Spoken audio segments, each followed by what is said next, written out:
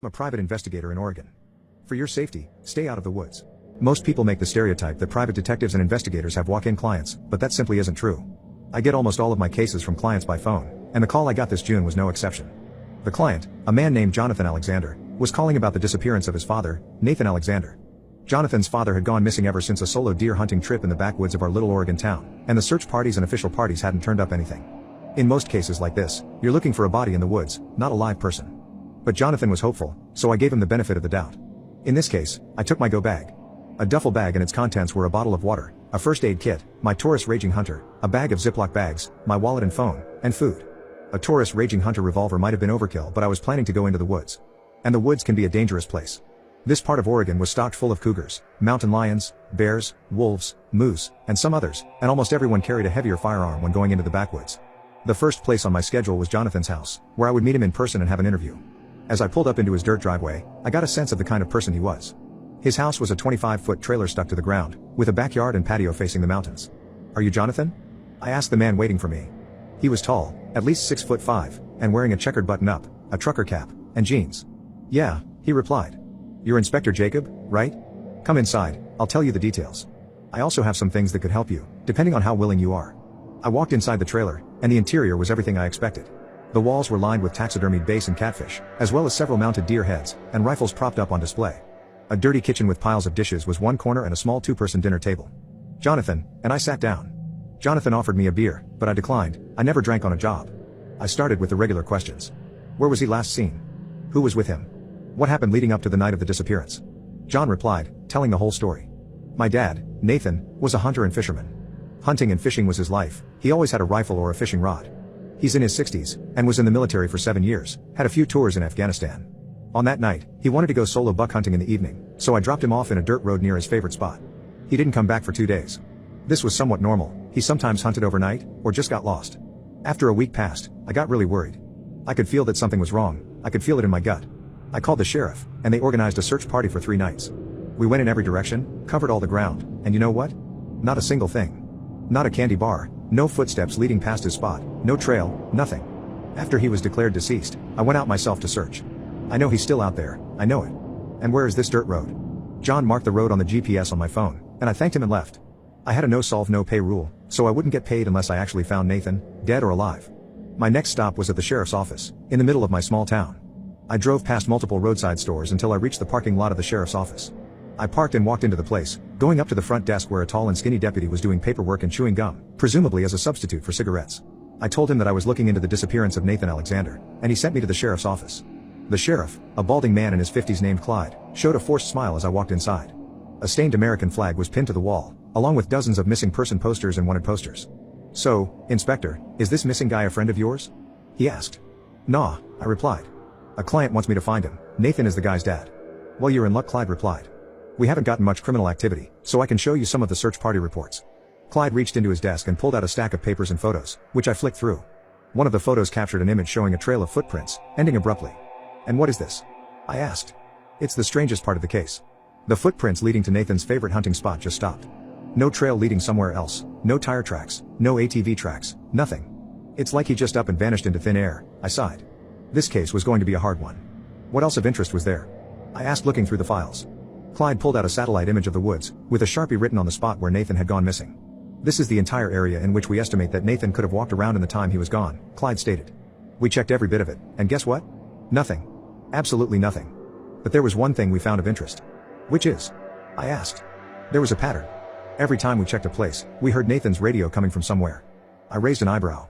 Sheriff Clyde continued, "But it was very, very faint. Could barely hear it. And another strange thing was when we went to search for Nathan, in the entire area where he went missing, all the birds and animals were quiet, even the crickets. As soon as we left the area of the supposed disappearance, the sound all came back." I checked the watch. It was early evening. After jotting down all the notes I could gather, I thanked the sheriff and left. My next stop? The woods. By the time I pulled up to the dirt road in my pickup truck, it was well into getting dark. This wasn't the ideal time for me to search through the area and find clues. Every detective knows how important the first 45 hours are. The place was exactly as John had described it. It was extremely rural, just a few miles away from a mountain range, and it was completely silent. The forest should have been alive, with birds chirping, wild turkeys moving about, crickets chirping, but the night was dead. Turning on my headlamp, I found Nathan's footsteps from when he was last seen and started combing through the area. Just like Clyde and Jonathan had said, the trail abruptly stopped in the middle of the woods. Nothing, no other signs that Nathan was even there. It was as if he just up and vanished. Suddenly, I heard some rustling behind me. It was fully dark by now, and nobody should have been there beside me. The sound came again, except it was now in front of me, but just out of the reach of my headlamp. "Who's there?" I yelled. "Show yourself. I'm armed." For dramatization, I flicked the revolver holster from my Taurus on my belt. Suddenly, something tapped me right on the back. I didn't have time to pull out my gun, and considering that whoever was doing this was probably some drunk guy, I wouldn't need it. I turned and threw a Mike Tyson haymaker in the thing's direction, and ended up hitting a tree and nearly breaking my wrist. In the split second that I was proud of my Mike Tyson haymaker, I realized that I had punched a tree and that my knuckles were actually bleeding. Whoever was behind me, if there was someone behind me, they were long gone. And that was when the laughing started. Actually, it was more like cackling. Weird, crazy, and unnatural cackling. Whatever you'd call it, it was unsettling anyway. I pulled out my revolver designed to drop bears and fired a deafening shot into the air. The laughing, everything, stopped for a bit, and I almost put my guard down. Then I heard something whisper, just an inch away from my ear. It said, "Leave this place." And the next thing I know, I hear the sound of a million running footsteps catching up to me, and I GTFO. I ran right out of the woods, fast enough to outrun Usain Bolt. Adrenaline is one heck of a drug. I jumped in my pickup truck, turned the engine, and peeled out of there, all in record time. Whatever was behind me was still chasing me, behind the car.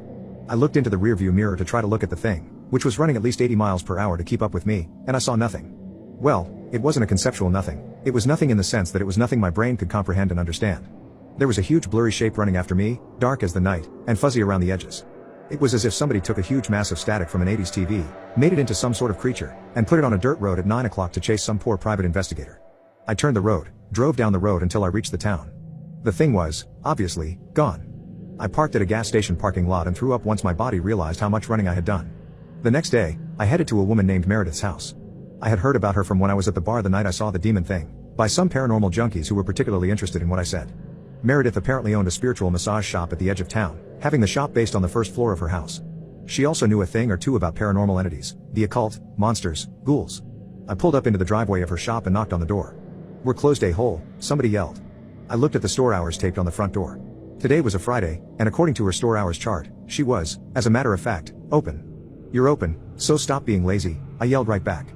Meredith groaned and opened the triple locked door. In person, she was a short Latino woman with long black hair and a hood wearing a trench coat and jeans, which was totally not suspicious. "What do you want?" she snapped. "What I want is to know what is in those woods. And lady, don't tick me off, I'm still on a hangover. You study the paranormal and supernatural, or am I wrong?" "No, you're not wrong." "Good. Because yesterday, I got bullied and chased by some weird demon thing while looking for a missing man in his 60s. Meredith's face went pale. I taught myself how to learn and read expressions people make, and by the looks of it, she knew exactly what I was talking about. "Come in, I might be able to help you." Like Jonathan's house, I was easily able to tell the interior of the house from the inside. There were plants everywhere, on the walls, growing in giant pots on the floor, as well as shelves stocked full of beakers and test tubes, and a few bags full of strange substances. I sat down on a worn-out couch, while Meredith assessed my situation. "First of all, who told you about me?" she asked. "Some British fellow named Ron," I said. But then again, I was drunk, so he might have been a John or Bob. "How did you say this thing looked like?" "Big. Dark. Blurry. I couldn't actually see it since it was at least 100 feet away, but it was running 80 miles per hour, whatever it was. Huge, must have been over 20 feet big." "Did you look at it directly?" Meredith asked. I answered plainly, "No. I looked at it through the rearview mirror, and even then I couldn't see it well." "Must be why you're alive." "What was that?" I asked. "What you just described is what we in the business call Ngalagku is." "Ngalagku?" I muttered. "The heck is that?" "No one really knows," Meredith replied. "He, she, whatever Ngalagku is ancient. Has been in these woods for probably over a century, and no one knows where he came from." "You said that you were looking for a missing guy, right?" "Well, Ngalagku probably took him. Ngalagku might eat him, might let him go, might keep him for eternity, I don't know." "Then how do I unalive this thing?" I asked. "I need to close this case." "You probably can't," Meredith said. "But whatever you do, don't look directly at Ngalagku, or your mind will literally melt at the unfathomable horror, and you will die. Do not look at it." "Don't look at the demon thing," I said. "Gotcha. Do you have, any herbs or materials that will stop Ngalagku from hurting me or doing anything?" "Yes, actually I do. It's white ash blessed by a shaman. If you sprinkle it over yourself or any weapons you have, it should be more effective against any supernatural being." Meredith stood up and walked towards a cabinet, and pulled out a large Ziploc bag of white ash, which seemed to glow and vibrate, and she handed it to me. "This ain't free," she said. "It's $100, a-hole," I sighed, and reached into my wallet, pulled out $100, and handed it to Meredith in exchange for the white ash. "Hey," Meredith called out as I packed up my stuff and headed for the door. "Yeah? Be careful." Like that was even possible. I got out of there and drove to the gas station, where I planned to get my supplies to hunt Nagalad Coup and find Nathan Alexander. Before I found Nathan and unalived the Nagalad Coup, I needed to fuel up. I bought incendiary rounds for my revolver that the gas station surprisingly sold, and I ordered pineapple pizza while listening to Piano Man by Billy Joel. After I finished up and threw out my garbage, I had devised a plan, which involved flares, a bottle of vodka, a huge jug filled with gasoline, and a Molotov cocktail. The cashier, a guy named John, seemed very interested in the thing I bought from the gas station. He was a tall guy in his 50s, with a graying beard, a trucker cap, and an attitude. "What are all these things for?" he asked, as I heaved the heavy gasoline tank onto the counter, along with some other flammable and extremely dangerous things. "Oh, nothing," I answered, trying not to sound suspicious. "Just trying to take care of a pest problem." But John didn't see that as nothing. "You're going into the woods, ain't ya?" I was caught off guard at how easily and accurately he knew what I was doing. "Yes?" I replied. "Well, I'm off work after this shift, so I'll come with you. Or, I could just report to the police that a private investigator is buying suspicious amounts of flammables and gasoline, along with 45 Magnum incendiary rounds for a Taurus Raging Hunter revolver." "You Army?" I asked. "Nah," he replied. "Been in the US Marines, had 2 tours in Afghanistan." I didn't see any reason why John shouldn't come with me, and besides, I could use his military and combat skills, which might be useful. And I wasn't going to carry a 55-gallon tank full of gasoline in the middle of the woods alone. "Fine," I said. "Let's do this." A few hours later, just as the sun was setting, John and I got out of my pickup truck in front of the woods. John had brought his trusty 12-gauge, packed with Dragon's Breath incendiary rounds, and a mini flamethrower. John would be my backup and the bait, while I carried the gasoline tank duct taped to an explosive Molotov cocktail. The plan was, we would go to the woods, to the spot where I had last been attacked, and wait. Once we heard a sign of him, we would both put on our blindfolds, to avoid having our souls sucked out by the unfathomable sight of the eldritch cosmic horror. "Ready?" John asked. "Yeah," I said. "Just don't shoot me while you have your blindfold on." We walked into the woods in silence, and after a mile or so, I reached the spot where Nathan was last seen. We sat there and waited an hour or so until all the noise suddenly stopped, and I heard the sound of something massive dragging across the forest floor. "Put on your blindfold," I said, putting on mine. "We can't risk seeing this thing." John nodded, grinned, and put the blindfold on. Whatever it was, sounded massive. It said in a demonic and ancient voice, "Leave this place, John." John and I fired a shot into the direction of the voice, and although my bullet missed by a mile, the old man's shot was a direct hit. Although I couldn't hear it, I saw the light from the blast of fire, sparks, and flames coming from the barrel of John's shotgun, and it hit the demon monster. The thing screeched, and we moved back a few steps, still blind. And without warning, the ground opened beneath us. What the F? John and I fell into the cavern beneath us, 6 feet. "You okay?" I asked. "Never been better," John replied. "What is this place?" I lifted my blindfold and looked around, to see that we had fallen into a subterranean tunnel that led deeper into the earth. "Anyone there? Effing help!" A voice screamed, presumably Nathan's based on the circumstances. We ran down the tunnel and searched for Nathan, and we found the man, lying on the cave floor with a broken leg. "We're gonna get you out of here," I said. I heard a screech come from the entrance to the tunnel, as Nagalad Coup crawled down, breaking the walls. I reached down and picked up the tank of gasoline, had my eyes closed, and waited until Nagalad Coup was just close enough, my heart beating.